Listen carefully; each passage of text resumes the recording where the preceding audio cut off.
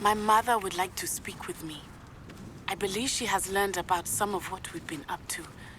I'm hoping she may be easier on me if you are there. Can we meet at the Three Broomsticks? It may finally be safe since we rescued the dragon from Horntail Hall.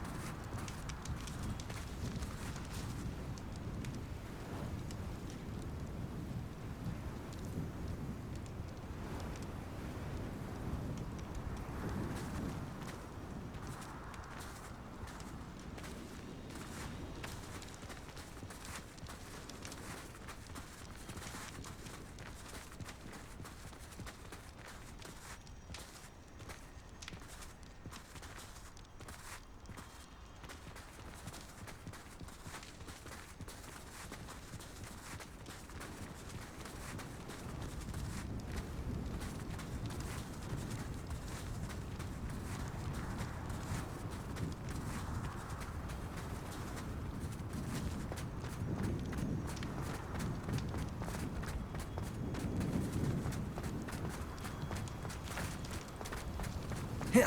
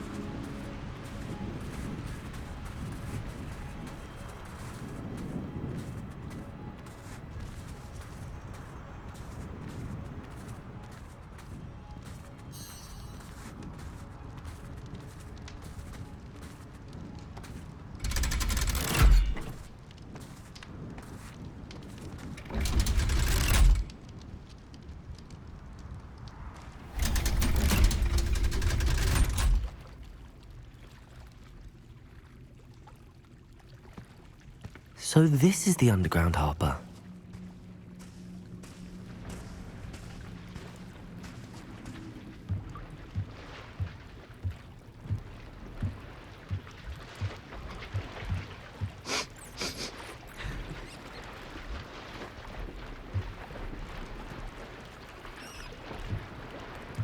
The Grey Lady. I'd say hello, but she doesn't seem particularly social.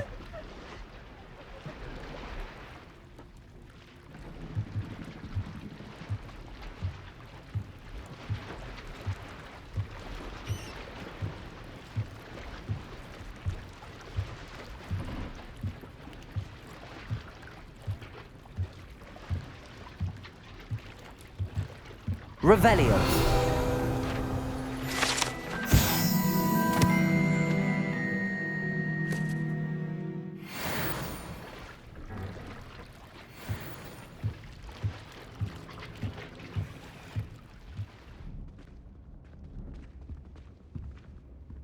You wanted to speak with me, Mother? I had hoped to speak with you alone, Natsai. Your message mentioned your concern about an unusual creature that was spotted in the woods near Hogsmeade. That could have been anything. You know what it was, Natsai. I am allowed to leave the castle. I am always careful, Mother. Careful. Officer Singer disagrees. She sent me an owl telling me that you have been trying to collect evidence of some kind against dark wizards. She berated me for not keeping a closer eye on you, and she is right. I do not want you visiting Hogsmeade for the near future. But Mother! My little gazelle, you are well-intentioned, but you must not meddle in the affairs of dangerous people. If someone had meddled in Matabeleland, Father would still be with us. I must get to class. Perhaps your friend can get you to listen to reason. So frustrating. She never listens to me. She called you her little gazelle. Is that a term of endearment where you're from? It is specific to me. I am the unusual creature in Hogsmeade she mentioned.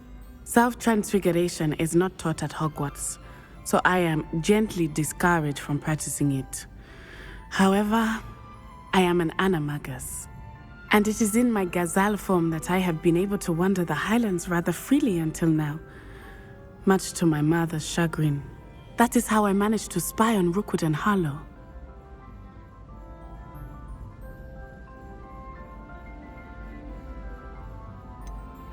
Were you born an animagus, or did you learn to become one? Animagi are not born. The process is quite elaborate. It involves holding a mandrake leaf in one's mouth for an entire month, then placing the leaf in a crystal phial so that it is imbued with moonlight, then adding one of your own hairs. And that is just the beginning. Self-transfiguration is common among students at Wagadu, but Professor Weasley considers it much too dangerous to teach at Hogwarts. Can you choose what form your animagus will take? Oh no, a person's animagus form is determined by their personality. My mother is convinced that my form is a gazelle because I adapt well to any situation. I believe it is because I can sense danger and keep my wits about me.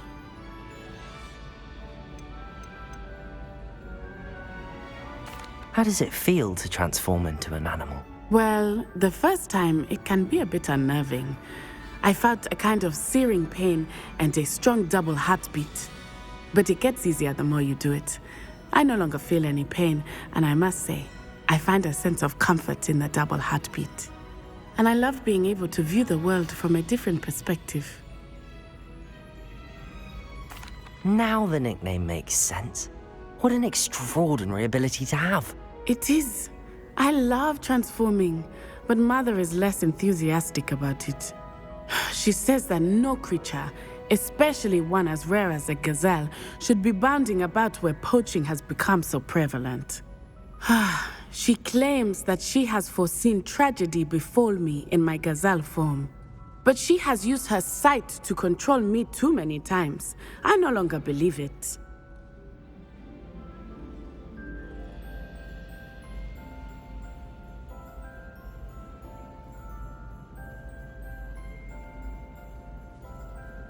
She's concerned for your safety. It may be best for you to stay away from Hogsmeade for now. That may be safe, but I do not believe that it would be best. Do you? You could have fled the moment you discovered that Rookwood, Harlow, and Ranrock were after you, but you did not. I choose to act as you have. I must deal with Rookwood and Harlow, not hide from them. My mother cannot know where I am all the time. Thank you for being here during that rather awkward conversation.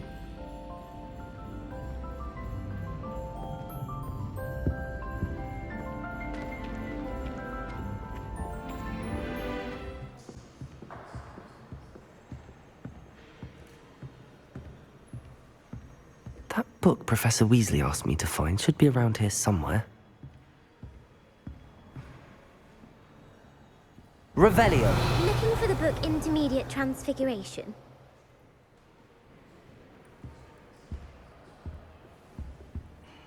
Professor Weasley asked me to, get something from that book. May I have it? Did she now? I'll give you this book if you humour me by answering a few questions from my quiz. Quiz? Some people call bits of knowledge trivia.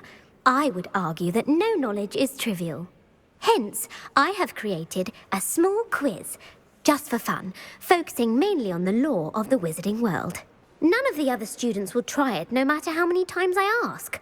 They all say they have enough with schoolwork. Ugh, they don't value knowledge the way I do. Surely you're interested. I'll even start you off with a few of my easiest questions. A quiz sounds like fun. Splendid! Just a few questions and then I'll hand over this book. Let us begin. Before the invention of the golden snitch, which magical creature was used in a game of Quidditch?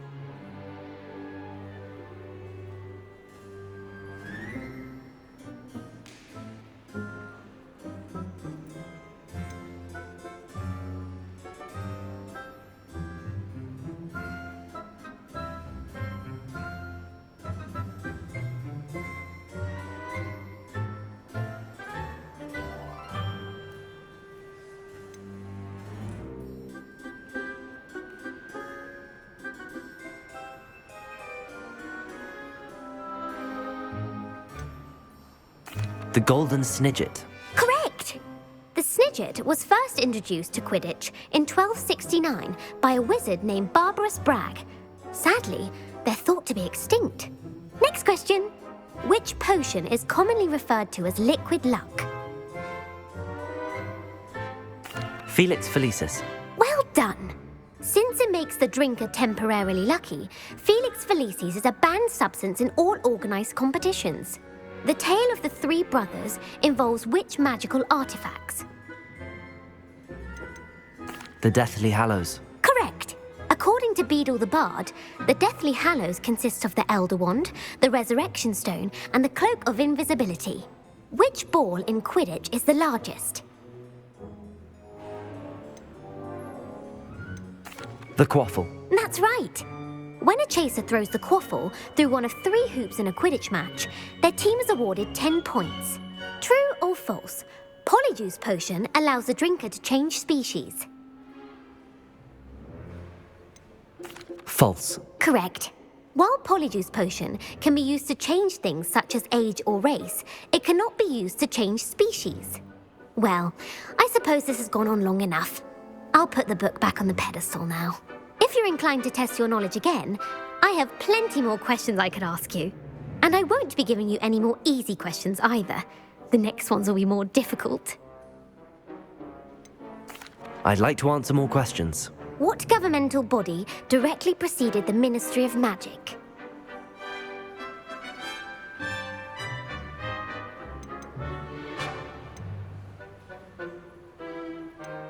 The Wizards' Council. That's correct. The Wizards' Council disbanded in 1707 after the creation of the International Statute of Wizarding Secrecy, which required a more structured government to support its enforcement. Which dragon breed is the smallest?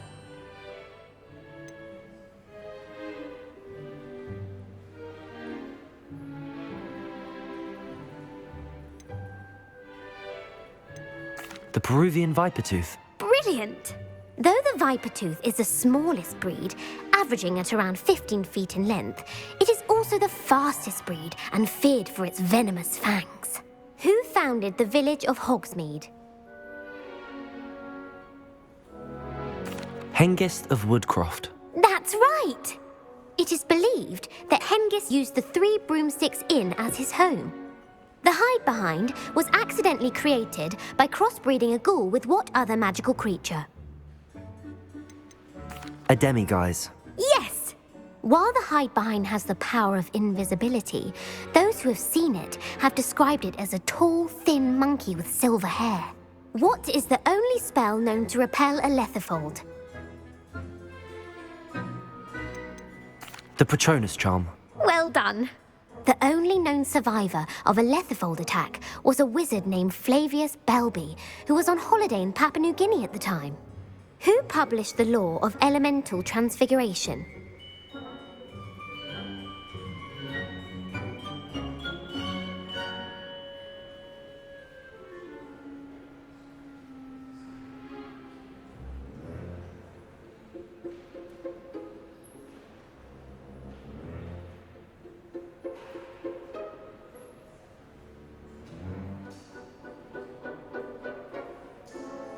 Gamp.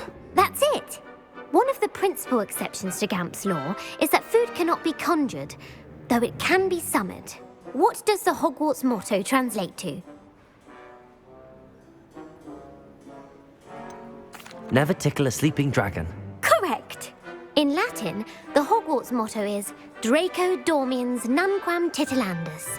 Which magical creature is the only one known to produce eggs through its mouth?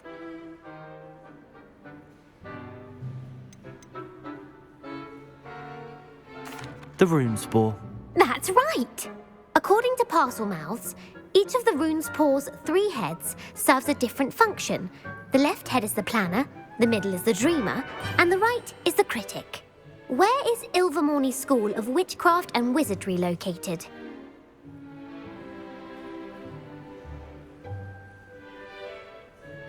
Mount Greylock. Well done! The American school was founded in the 17th century by Isolde Sayre and James Stewart. What is the most powerful love potion known to wizard kind?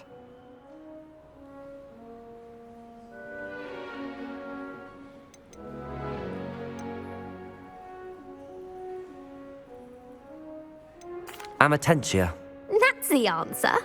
Amatentia smells differently to every person, according to what they find attractive, such as dusty book covers or... Are you interested in continuing on to the next round? They're my most difficult questions. Give me your worst. Wonderful. I do admire your thirst for knowledge. Emmerich the Evil was killed in a duel against whom?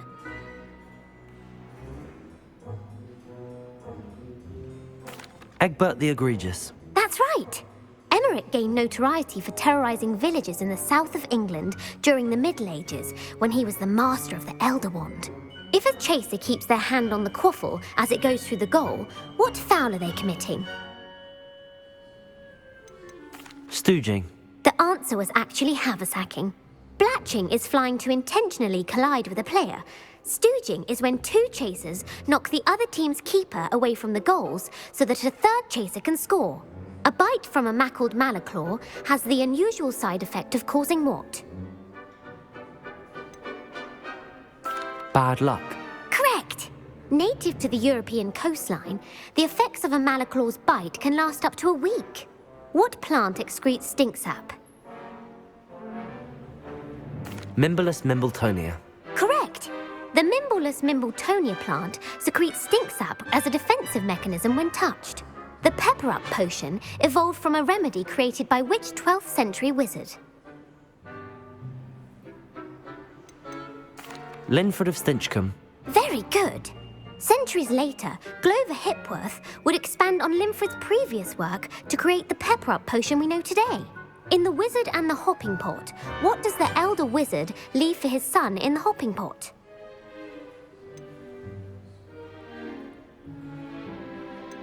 A single slipper. That's correct. The story was created by Beadle the Bard, but there are a few versions. I won't spoil what the slipper was for if you haven't read it recently. The Snallygaster is native to which region of the world?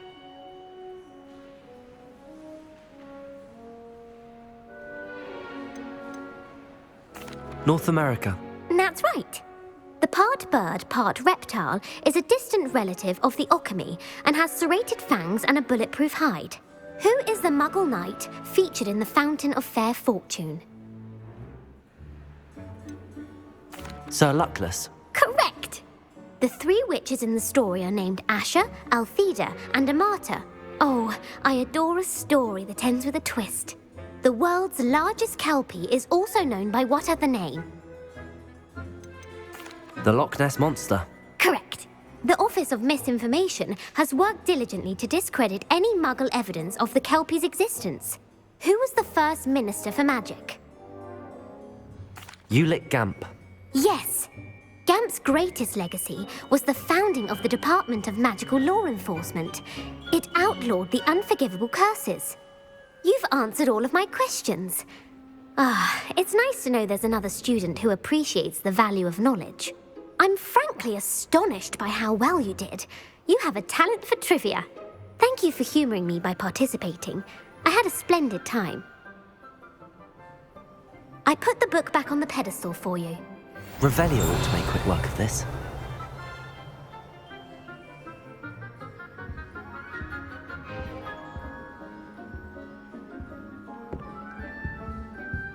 Revelio!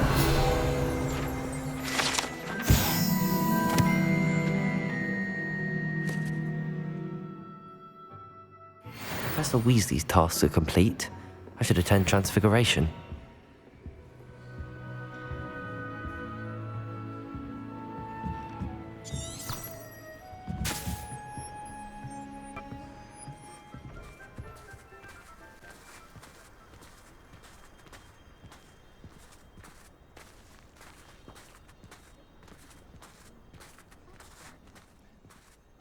Oh, hello.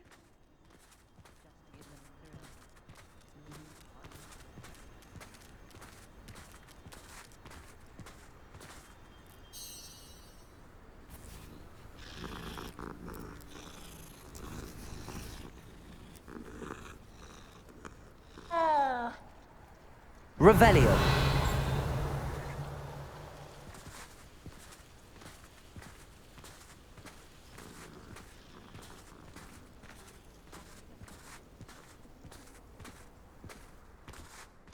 I heard Professor Weasley transfigured the book with all her test answers into an owl to stop students from cheating.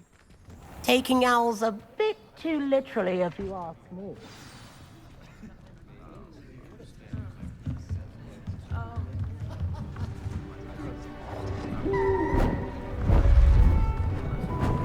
Beautiful.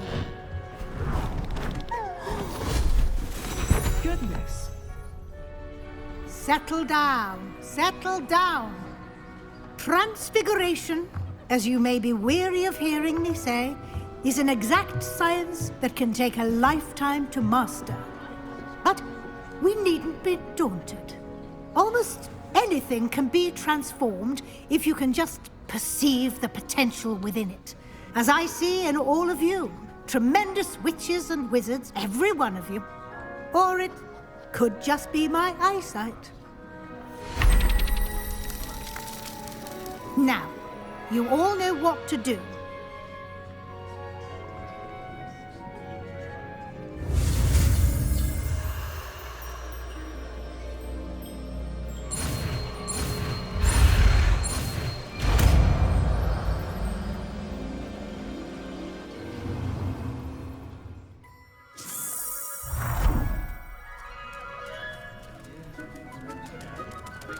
It won't. Beautifully done. Class is dismissed. And remember, now is not the time to ease off your studying. OWLs will be here before you know it.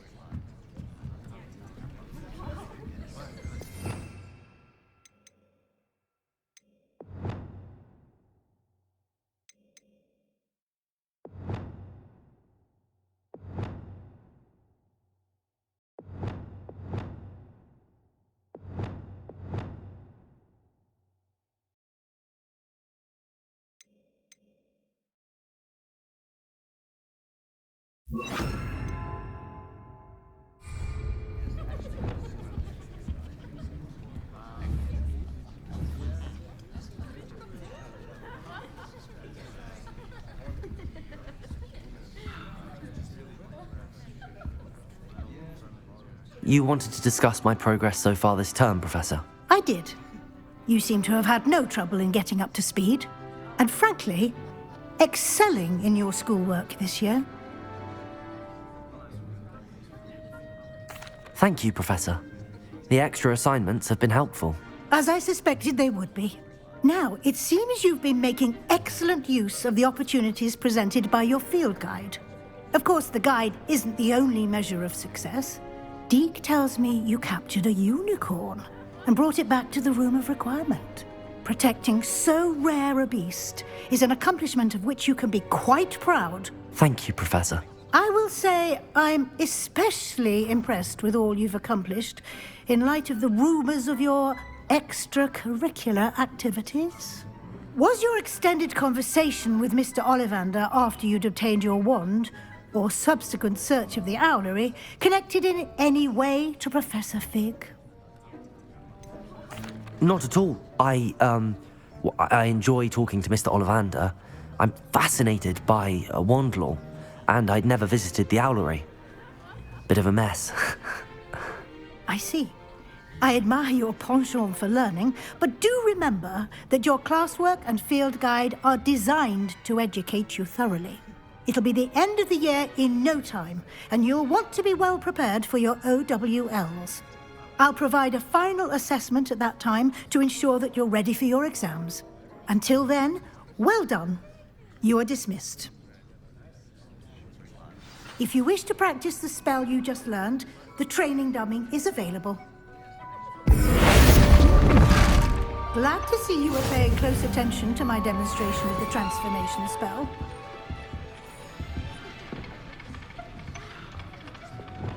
Bombarda! Since our visit to Feldcroft, something dawned on me about the triptych. Meet me at the Overlook, just north of the Forbidden Forest, and I'll explain. My plan would have... Bombarda! I have another idea. I think we may be able to find what we need at a goblin mine south of Hogwarts. Meet me there, and bring someone who speaks gobbledygook. I remember our meet mentioning something about gobbledygook.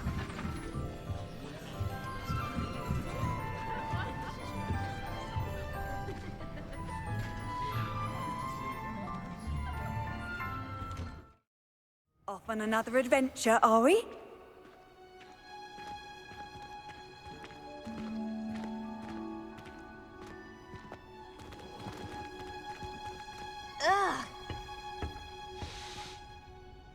I'm happy to tell you that I returned the crest to Marmaduke's sarcophagus just as you asked. I thought as much. I received word from St. Mungo's that my brother's feet are back to normal. No more beats. Oh, I cannot thank you enough. It wasn't too much trouble, I hope. Just a measly old troll. Nothing significant. A troll? Oh dear, I'm so sorry. That's awful. No one has been in that tomb for centuries. But I can't say I'm surprised. Marmaduke seems to have been full of surprises. Indeed he was. Well, I suppose I should be going. I'm anxious to see my brother, who must be elated to have his feet back. Of course. I certainly would be. William and I are forever in your debt.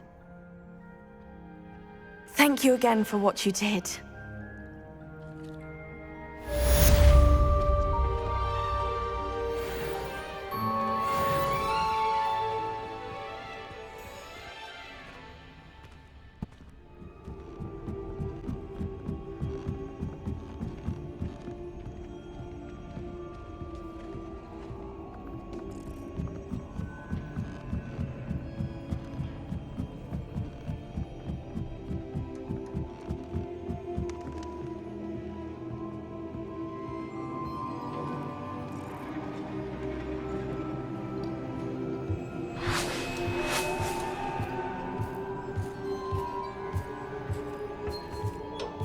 Hello there. Hello, Armeet. Do I recall you saying that you speak gobbledygook? I did. I do. Speak it. Is this to do with the goblin I saw you with in Hogsmeade? It is. His name is Lodgok. We could use your help with something. He's waiting for me near a goblin mine. Would you be willing to help? Of course. How exciting. Well, might this be dangerous? I think he simply wants to show me something that involves gobbledygook. If it helps, he's a friend of Sirona's. Good to hear. Good to hear. If Sirona trusts him, then I feel much better.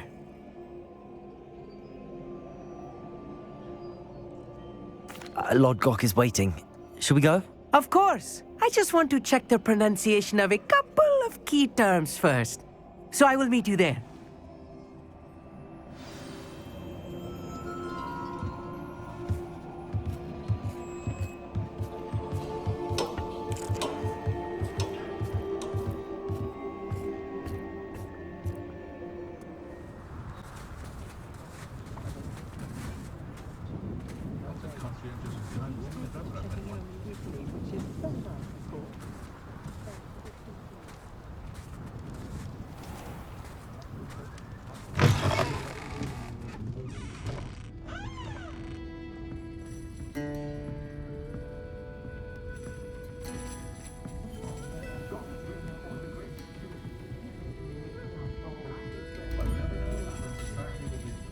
Over here.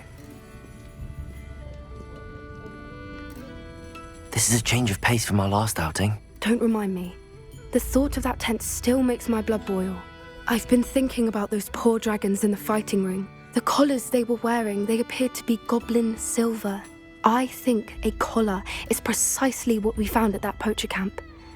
I've never known poachers to use anything like that before. The dragon that attacked my carriage was wearing a collar, and Professor Fig was genuinely baffled by its behavior. That attack always did strike me as a little strange, seemingly coming out of nowhere.